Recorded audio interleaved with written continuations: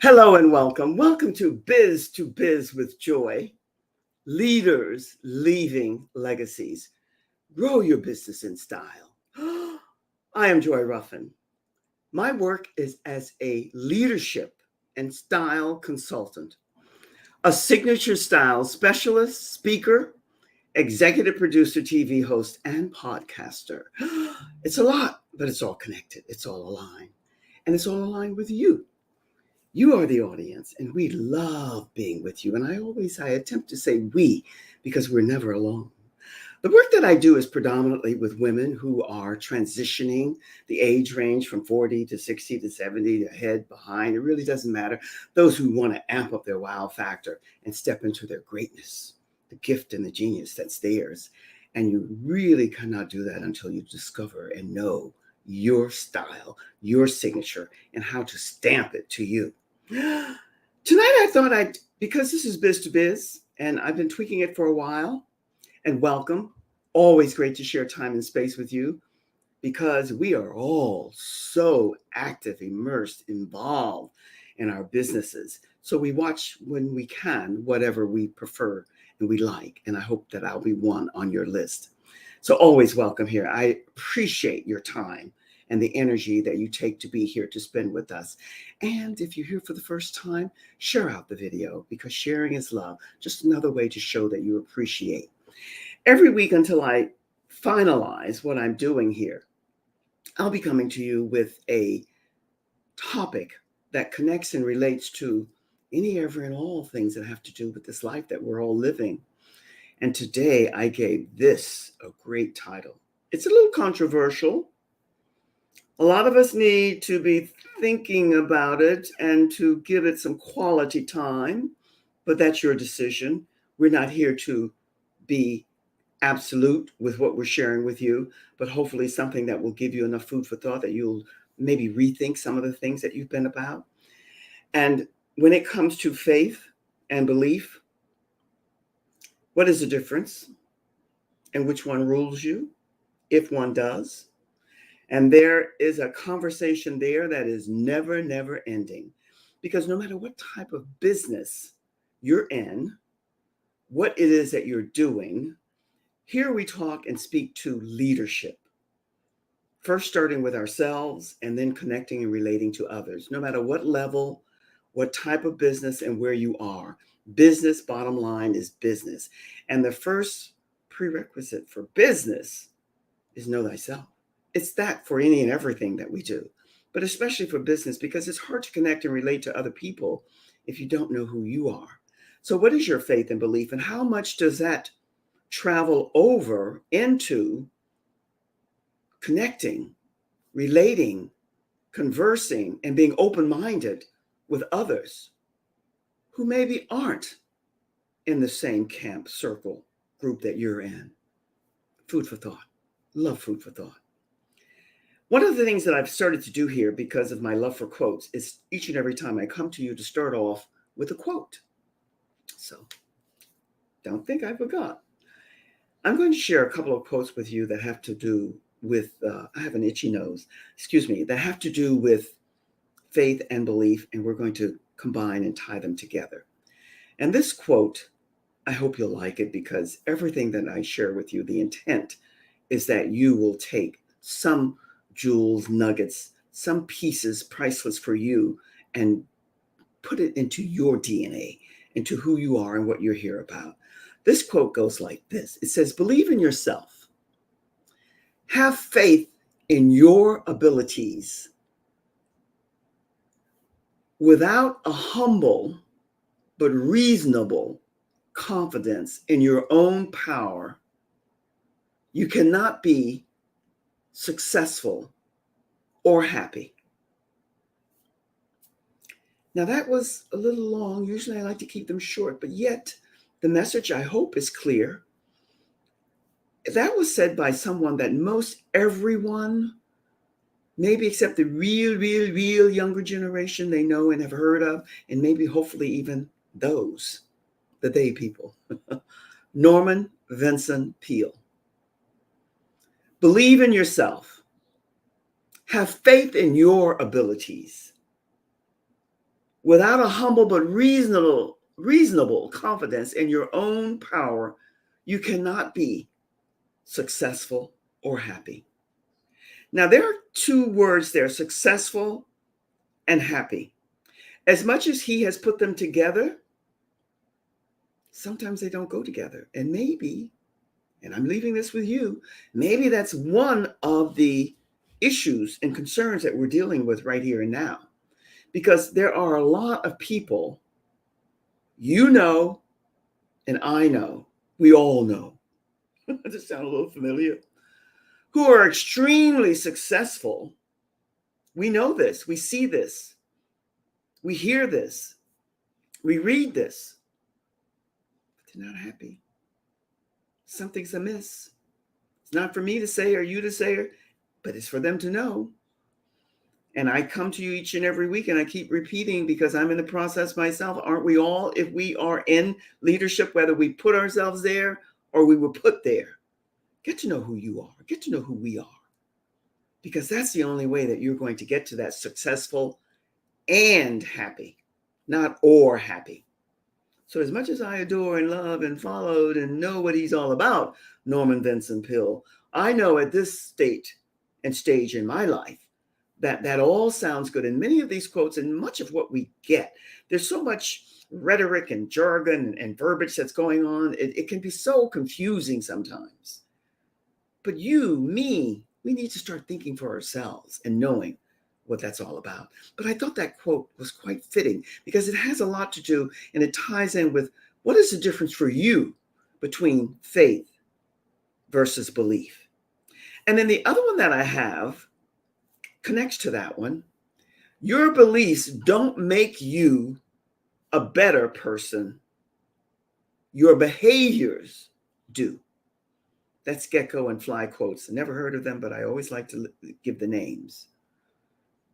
Your beliefs don't make you a better person. Now, why do you think that would be in a quote? Because that's what we're talking about. Business, bottom line, yes, we're always about that. But faith versus belief, what is the difference? And which one are you completely gung-ho about? Because again, I had something not too long ago. They are kind of kissing cousins. They do relate and connect to one another. Most of us in leadership, if we're true and in the process of being with ourselves, we seek truth, love, and beauty in all things. In all things. And again, it begins with us. Oftentimes, it's easy to mix the two words up and to merge them together. And it makes for a never-ending, fascinating conversation. There's no question about it. You'll get people all heated and all upset when you really go deep in it, which I'm not going to do with you because it's not my decision to make. Knowing where I stand and what's with me is not major. It's for you to be thinking about where are you? How open are you to listening to other people who have a different type of belief or faith than you do, whether it's Christianity or Judaism or Hinduism or Buddhism or Islam and all the others that go under those 5 different umbrellas? How accepting are you of the people that you meet who are doing it differently than you? How are you able to embrace them? It's fascinating when you get into the bottom baseline of it, because this is one of the many reasons that we have so many issues. And this is the best, well, again, but it is the best country in the whole wide world, right here in the US of A. Yet we have our issues, we have our problems, but we're not politicians, so we're not going to go there. Why understanding the differences between the two is one of the reasons that sooner than later, most all of us have to come to.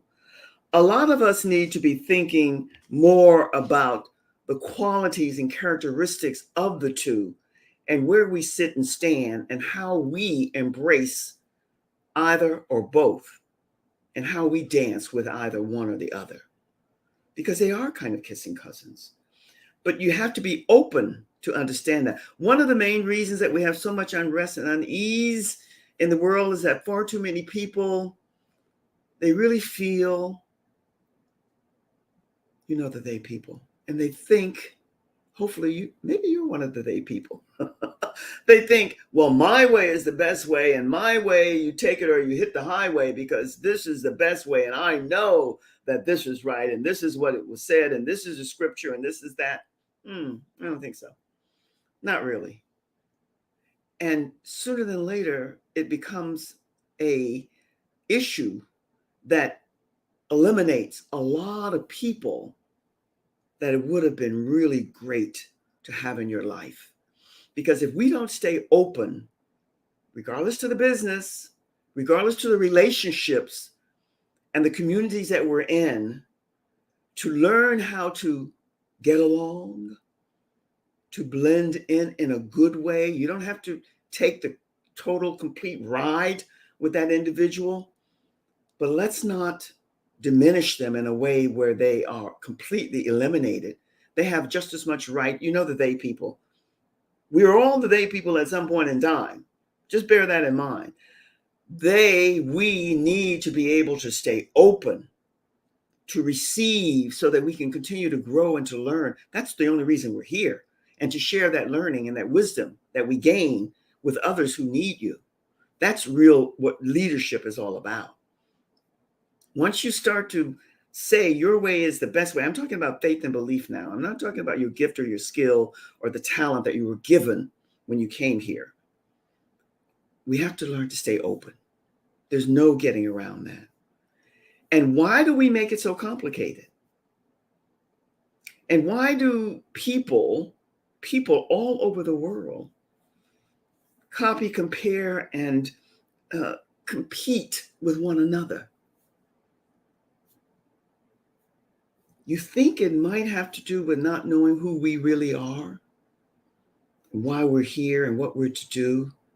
Because once we get that seed and we begin to build and birth that and build within us what's in us, then we can walk away from all of this judgment, this criticism, this thinking negatively and throwing shade.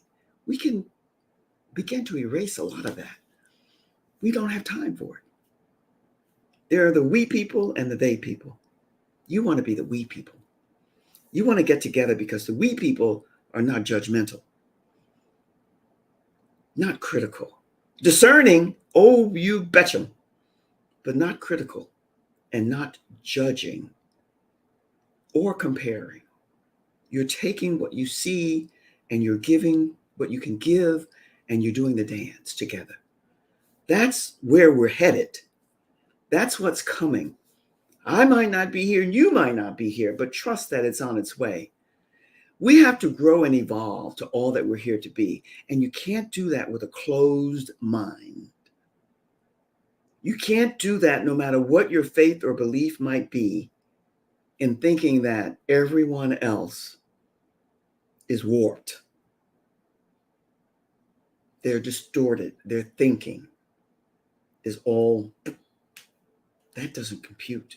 That won't complete you. And your assignment is to be in the process.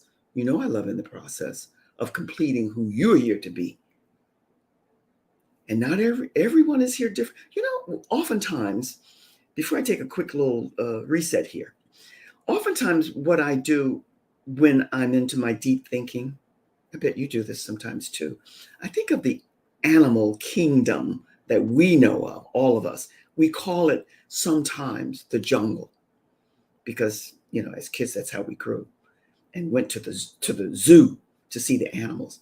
But we're just another breed. We're just another species.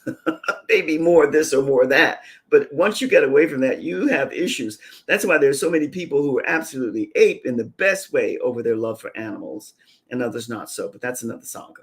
But the bottom line is when you think about the animal kingdom, as we, most of us, supposedly human beings, think, we think of all the different types of animals, all the different variations of the different types of monkeys, the different types of lions, the different types of tigers, elephants, hippopotamus. I mean, we could go alligators, on and on and on. And look at all the different sizes and the variations and the colorations and the size and the shape, one and the same, all of that, they're vastly different. And even if they're in the same circle, more or less, there's a kind of getting along, sometimes not. But there's a kind of a kinship and a rulership there that's understood.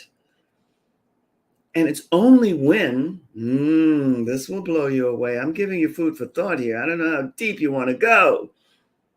Just think about how that was not questioned or disturbed until you and we went in to their terrain, into their territory. And things began to change. That's another saga. You know, I love saga. That's another story.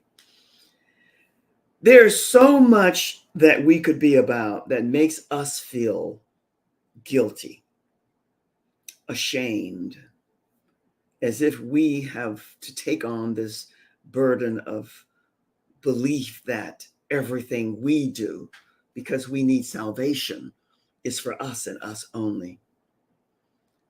And that has to be slowly, and it's beginning to be erased, because that doesn't compute anymore. You know, we have to remain open like kids do. And one of the things, and I have to go to this, but before I do that, let me just share with you this. If you're here for the first time, I'd love it if you would go and join. This is my website. Go and peruse through the website. I'm always looking for featured guest speakers. And if you'd like to be one, I'd love to see you there. This is my Facebook group. This is where I was hoping I was heading to. If you're not a member and if you're not here, you belong here. This is one of the best groups everywhere. Of course, I would say that. But, you know, I always qualify the best. But here are women who are about leadership, who are doing everything they can to give benefit and value to the people that they serve. And we have everyone from every different strata. So make sure you go and join there. Take a screenshot or a snapshot of everything that I bring up to you. And because this is somewhat new, I want you to just know that this Designing You is your freebie, a gift that I'm offering you. And this is a link. Take a screenshot or a snapshot. This booklet, you know, I'm always leaving you or beginning with or in the middle with you saying, know thyself. This is one of the best examples that will give you a pure insight into how that's possible, no matter what your faith or belief might be, because it's not denying or knocking any of the realms that you could be in. So I want you to go there. And, well, there's no more and, because this I'm going to talk to you about. You can take a screenshot or a snapshot. This is some of the best software out here. And I had this lovely lady on, I think it was last week, and we talked about all the options that are available. But you can take a screenshot here and go there, and you will be surprised at the white glove service that you get and how she'll walk you through all of this. But that's enough for now. What I want you to be thinking about is, how well are you in the design of knowing who you are? And how important is it for you to know who you are? Is growing and evolving to all that you're here to be, is that important to you? You know, this is a huge collective that we're all in, and we're all one. Even though you are unique, very individualized, and whole, hopefully, yet you belong to this circle, this collective, and you are a part of it. Are you stagnant in being where you are and not interested in growing, or are you here to grow? How much has your conditioning given you so that you feel that you have to grow, that you're here to grow, that you're here to evolve? Or all you're here to do is to be powerful, to make money, and to be successful again, and maybe not happy? Because it's not going to come the happy and content. And content can be a deadly word as well, until you really get to know who you are. And how important is that to you? I always begin and end somewhere it comes into the being, because it's always important. Emotional healing has to come in. How invested are you in getting, whether male or female? Predominantly, the work that I do is with females, women, ladies. Yet males need it too. It's just not my circle to dance in. We only do what we're called to do. And my purpose is to work with women who want to get more into knowing who they are and get into the emotional healing, security, and intelligence that's theirs. Because the conditioning and the objectifying and how we've been marginalized and programmed is so ingrained and it's so prevalent now that the faith and belief in who we are has been totally distorted. My friends, it's really, and this is one of the reasons, I didn't mean to go here, but here I go. This is one of the reasons why women, especially as we age, we begin to feel it's not so, but the programming and the conditioning and the being objectified is so prevalent that we begin, unless we're in the process of getting to know thyself, that we become invisible, invaluable, insignificant. And so then we get that attitude that, who cares? Doesn't matter.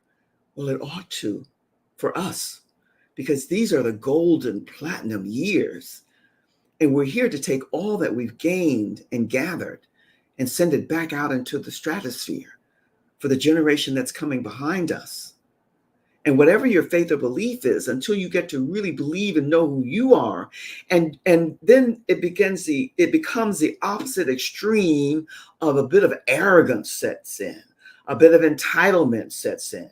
I don't need to be this and I don't need to do that, and so on and so forth. This is me. And stand there in your what? Your assignment is always to rise, to scale, to be all that you come here to be, all that was given to you to share, not to reside in, who cares? It's okay. This is me. That's an attitude that's beyond arrogant. And that sense of entitlement will not compute. Whether you believe in reincarnation or not, and whether you believe that I'll be back, you will be back with that attitude again and again and again, because it doesn't compute. Your faith or your belief has to be in the knowing of who you are. I bet you thought I was going to take that into the religious or the spiritual realm. No, or into the unknown, the woo-woo tribe. Well, the woo-woo tribe is coming into being big time now, because people, you, me, all of us, some of us can acknowledge it, some of us can't, are searching. And what are we searching for? We're searching for, who am I? Why am I here? What am I to do? Why? And I know why, because I was a why child all my life. And Momsy would always say, Joy, shut up, be quiet. You talk too much, move over there. Oh, I tell you, this woman and I, this beloved mother of mine, she and I had our issues, but we resolved them all before she went over to the other side. And you know what? She's with me all the time now, in the best way. Whether you believe in that or not, I sense her, I feel, and I know that she's protected, because she did the best that she could. Don't we all do that? But your assignment each and every generation as you come here is to keep scaling up, and to forgive. I have a friend who works completely and totally on and all about forgiveness. Whatever your faith or belief is, whatever the difference is, whichever one rules you, my friends, it does not matter. Learn to forgive, and forgive you first. I had to forgive myself for all the anger and the hurt and the pain that I was suffering, because I didn't know. And that not knowing is deadly. But there's so many ways to get to the knowing. Your style, your rhythm, and your flow, the flavor that fits you best. But let's not blame. Blame does not compute. In order to get to the highest vibration or source within you, we all have to be about working together to get to know who we are, so that we can share that knowing with other people. And there will always be people around you who purport to be this, that, or the other, who are far from it. And you can't blame them, because they don't know. And the sad thing, you'll find that many of them don't even want to know. They want to stay where they are. They're not about reinventing themselves or recalibrating or recharging or revitalizing anything. It's about, this is where I'm at, and this is what I'm doing. The pandemic, that word pivot, it didn't register. Don't know how to pivot. And I get that, because pivot and change like time for many of us, it's difficult to make that transition. And it is a process. That word, a process, whether it's a journey or whatever it is, it's really prime because we all have to get to that. So let's think about this again. I'm going to go back to the quote that I ended with there, which says, your beliefs don't make you a better person. Your behaviors do. That said, whatever your faith or belief might be, whether it's Christianity or Judaism and all the others, it doesn't matter. How open are you to receiving, to tuning in and listening and embracing others? Because if you're in any type of business, you're going to have all kinds of people around you. And they're going to be doing all things different or many things different from what and how you do. How are you going to make them feel welcome and embrace them for the holidays and the special occasions and things that they have to celebrate that have nothing to do with you and what you celebrate? One of the reasons, I've said this the other day to a friend, and I leave you with this, and I've said it before, but this time I hope it will register more so, because it took me a long time to get to where I'm at now, and I'm still on the journey. We all are. I was born and raised in the church, and I loved it. Oh my goodness, the Sunday school and the singing and the choir and the deacons and it was glorious until I began to grow and evolve. And I've always been a keen observer, and I've always been able to, because I have all these learning disabilities. I'm not asking for pity or sympathy. I can deal with them now. But then I became more and more observant, and I began to, for myself, to see a lot of things. It wasn't God, but it was the people. The hypocrisy was never ending for me. That's not for everyone. I left the church, but I didn't leave the higher source. Never, ever. And I say that to say that only when you begin, if that's your calling and that's where you are, then good.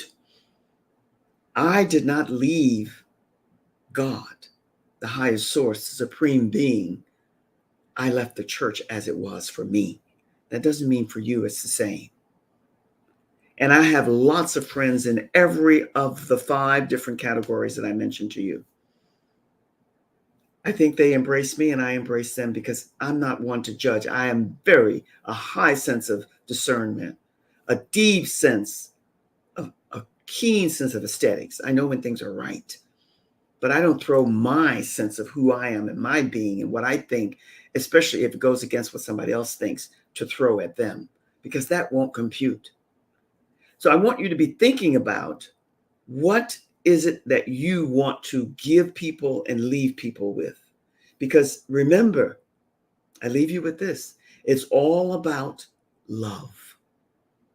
Unconditional, infinite, and timeless, limitless. So give that some thought. And as you engage and encounter more and more with people, let them know where you stand. My friends, the time it goes, it flies. Every week I say the same thing, but it goes so quickly. I send you much, much love, always, from my heart to your heart. Be well, take care of you, look after you first, because your assignment is to be able to look after many, many others. Be well and take care. Have the best of the rest, day, afternoon, evening, whatever it is for you. And I can't wait to see you again tomorrow. I have a great featured guest speaker for you. Be and stay well, my friends. Much love and all the best always. Cheers.